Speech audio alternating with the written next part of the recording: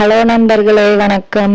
நான் உங்கள் பிரியா. நம்ம இன்னைக்கு பார்க்க போகிற பதிவு என்ன அப்படின்னு பார்த்தீங்கன்னா, நாளைக்கு நம்மளுக்கு கார்த்திகை தீபம் வருது. நம்ம எல்லாருக்குமே தெரிஞ்ச ஒரு விஷயம்.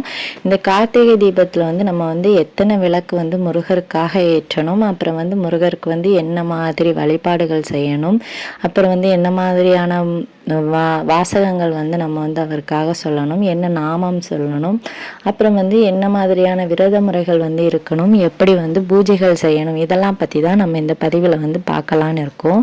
நாளைக்கு கிருத்திகை நட்சத்திரம் உங்கள் எல்லாருக்கும் தெரியும். முருகப்பெருமானுக்கு உகந்த நட்சத்திரம் இந்த கிருத்திகை நட்சத்திரம். அவரை கார்த்திகை பெண்கள் வளர்த்துட்டு வந்தனால இந்த திருகார்த்திகை தீபத்தண்டு இந்த கிருத்திகை நட்சத்திரமும் வர்றது மிகவும் சிறப்பு.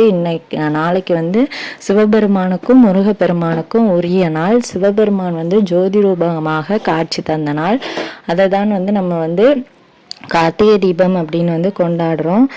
முருகப்பெருமானுக்குரிய கிருத்திகை நட்சத்திரமும் அன்னைக்கு சேர்ந்து வர்றது மிகவும் சிறப்பு.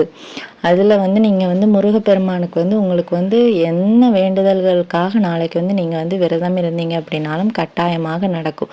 நம்ம சாதாரணமாக வேண்டி கேட்குறத விட ஒரு நேரமோ இல்லை 2 நேரமோ உபவாசம் இருந்து நம்ம நம்மளோட வேண்டுதல்களை கேட்கும்போது அது 100% நிச்சயமாக நிறைவேறும் அப்படின்னு சொல்லப்படுது. அதற்குரிய காலகட்டங்கள் வரும்போது நம்ம விரதம் இருந்ததற்கான முழு பலன்களையும் நம்ம முழுசாக பெற முடியும்.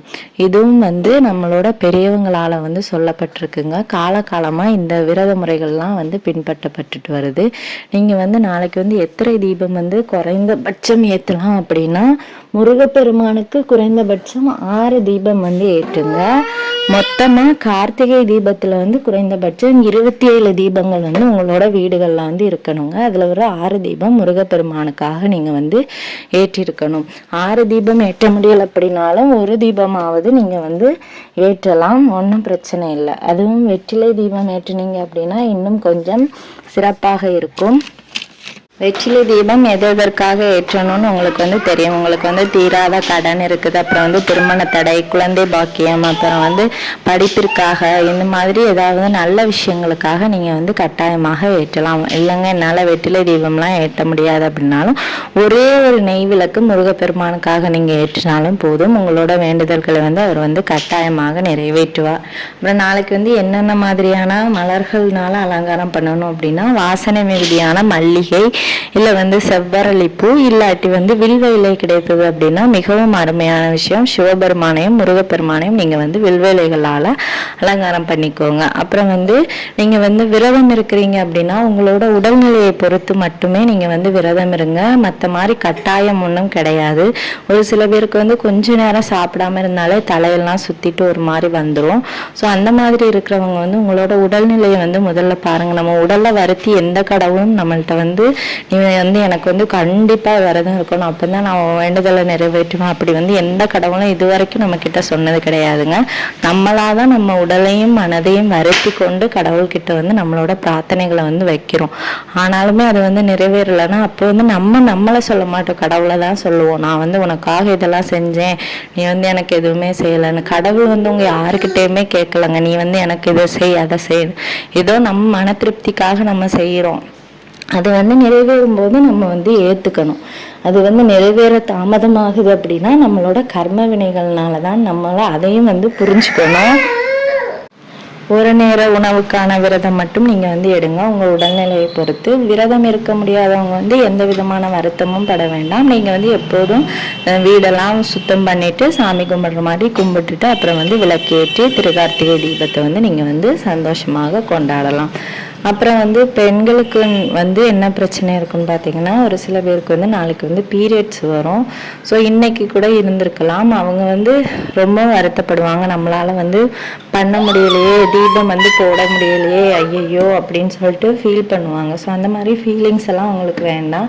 இது நம்மளுக்கு நடக்கிறது ஒரு இயற்கையான நிகழ்வு தான். எல்லா பெண்களுமே இதை சந்திக்க வேண்டியதான். ஒரு நல்ல விஷயத்துக்கு நம்மளுக்கு நல்ல வாய்ப்பாக இருந்துச்சு அப்படின்னா இன்னொரு நல்ல விஷயத்துக்கு நம்மளுக்கு வாய்ப்புகள் கிடைக்காது. அதை நம்ம ஏற்றுக்கணும். ஸோ அதை நினச்சி ரொம்ப ஸ்ட்ரெஸ் ஆகக்கூடாது.